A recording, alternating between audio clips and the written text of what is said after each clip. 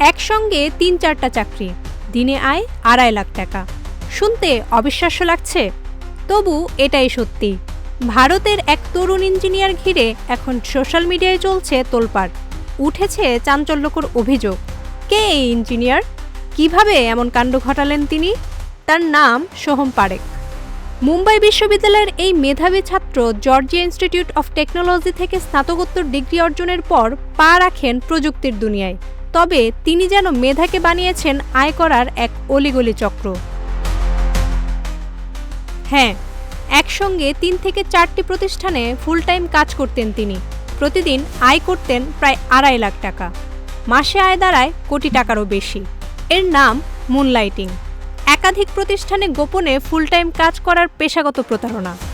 তবে সোহম যে শুধু একসঙ্গে কাজ করেছেন তাই নয়, তার লিঙ্কডইন প্রোফাইলে দেয়া ৯০% কাজের অভিজ্ঞতাও মিথ্যা। চাঞ্চল্যকর এই তথ্য ফাঁস হওয়ার পর তাকে চাকরি থেকে বহিষ্কার করেছে একাধিক প্রতিষ্ঠান। মার্কিন সংবাদ মাধ্যমে প্রথম এই খবর প্রকাশ পায়। এরপর থেকে সোহম হয়ে উঠেছেন বিতর্কের কেন্দ্রে।